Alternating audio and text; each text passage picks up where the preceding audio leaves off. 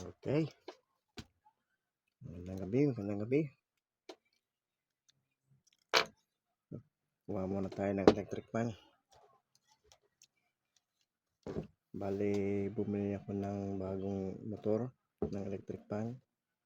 Ito ay ready to belt na lang. Pwede na siyang isalpak. Wala na siyang kahirap-hirap. Meron tayong ibang mga color coding.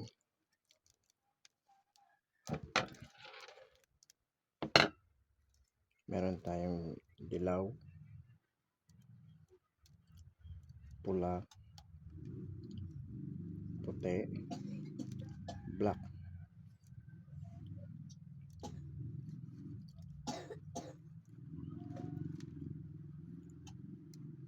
Itong dalawang dilaw na ito na wire, ito yung kinakabit sa kapasitor.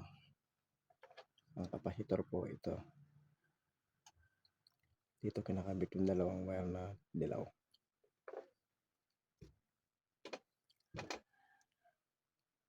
May gumagawa nito, yung iba hindi kasama yung fuse.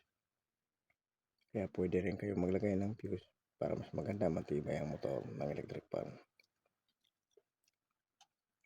Pwede na rin hindi na kailangan pang mag-fuse, maglagay. So gaya ng sinabi ko, ang dilaw, ito yung kinakabit sa kapasitor. Ganito siya. Tapos bali ang kulay green na ito, na kulay nito, ito yung line 2 o line 1, depende sa paggamit. Ito kasama ito dun sa kinakabit sa isang wire papuntang outlet.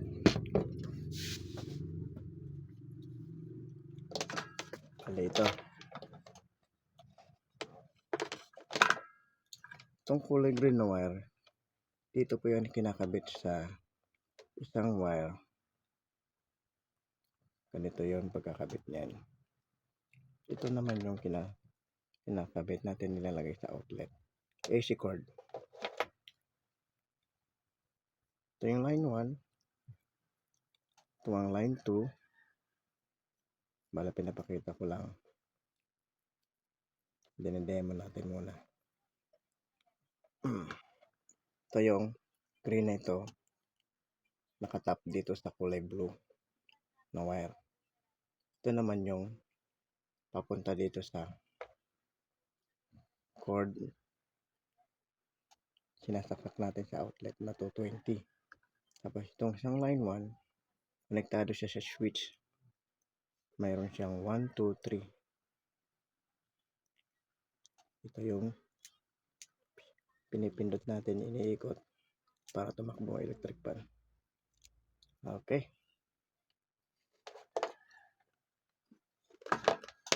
Tapos itong color white na ito, kulay puti, ito yung speed niya. Ang number ng speed ay 1. Ang black naman, ito ay number 2. Tapos ang red color naman ay number 3. Okay?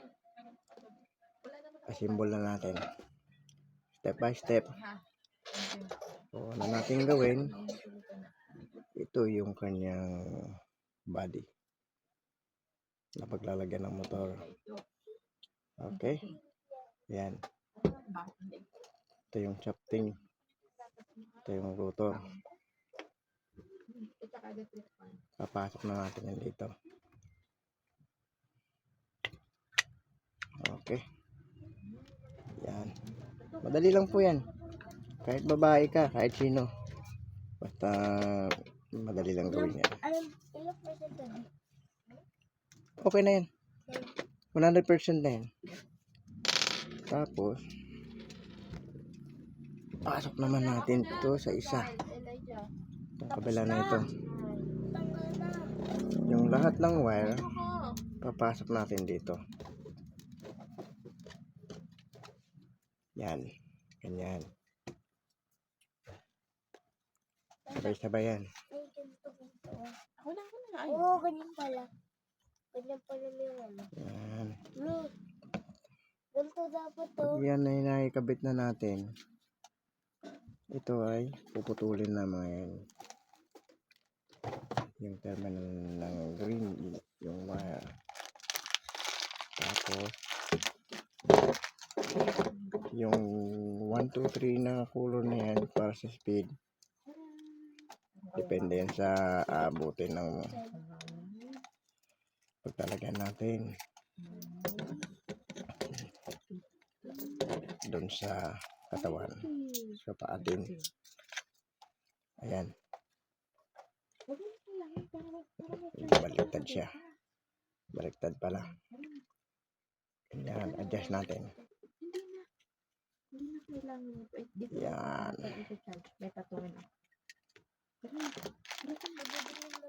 Medyo pantay natin para ma-shoot. Yun. Tapos na natin. Good night. Yan. Alright.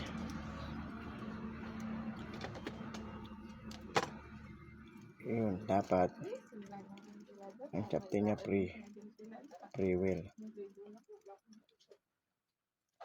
Ang sabihin ng free wheel, malaya ang pag-ikot niya. Walang higpit. Walang kontra-kontra.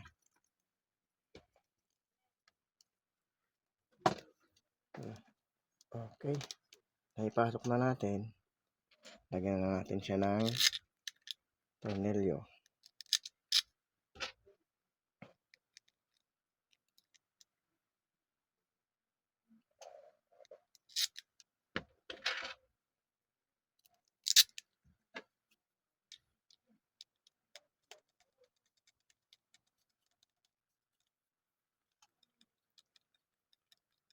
Ganito pag mag-assemble ng electric fan. Ang ganitong pagkakabit ng tornilyo. Wala. Okay.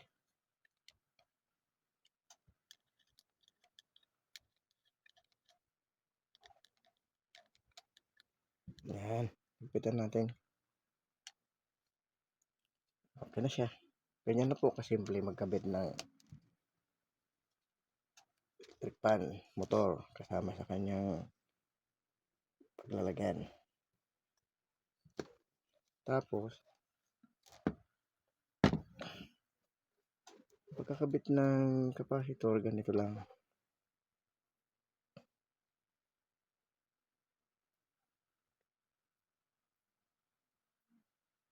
Ganyan.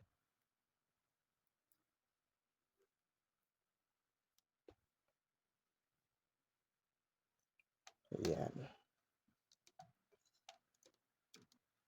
Wait na yan. Tabi na yan.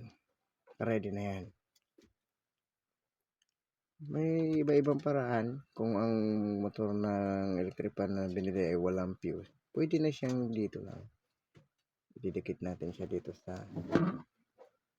katawan niya. Kakabit natin yung fuse para matibay-tibay yung electric fan.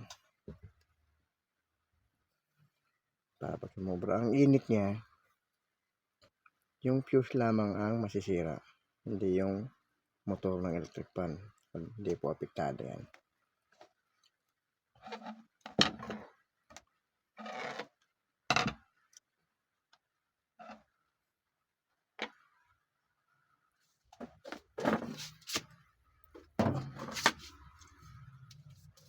Para maganda-ganda, medyo pupukin natin siya ng konti para ganda-ganda yung ikot niya. Yun. siya.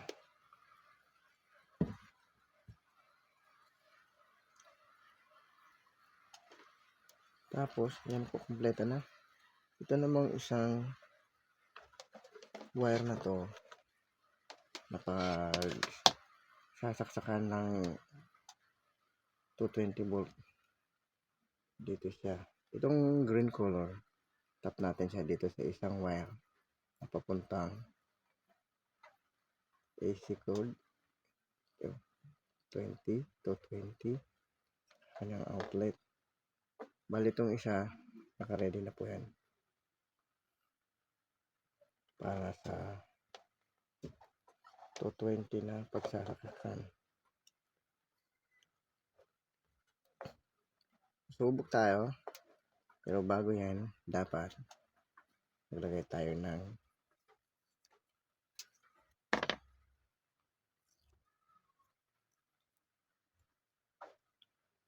electrical tape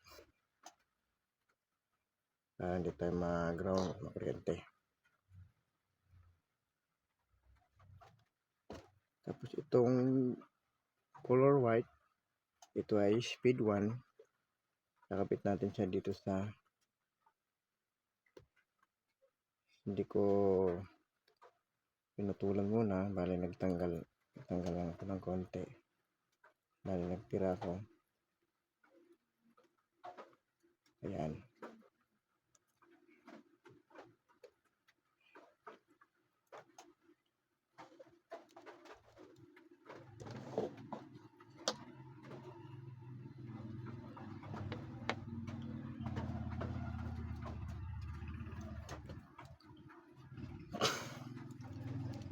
Kakabit tayo ng electrical tape.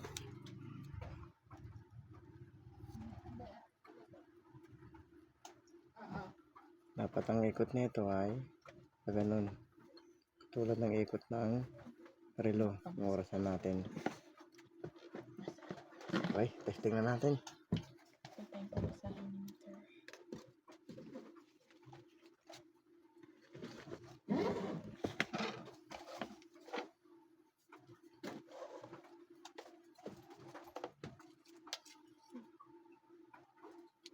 Hinawakan natin para hindi siya bilagpos. Yun. Kita niyo po, ang ikot niya pag ganun. Patayin muna natin para makita lang. Yun. Ang pag-ikot na ng LSC pag ganun. Clockwise. Tulad ng pag-ikot ng orasan natin ng relo. Okay.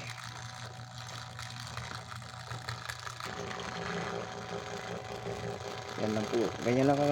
Ganyan lang kasimple ang mag-assemble ng electric fan.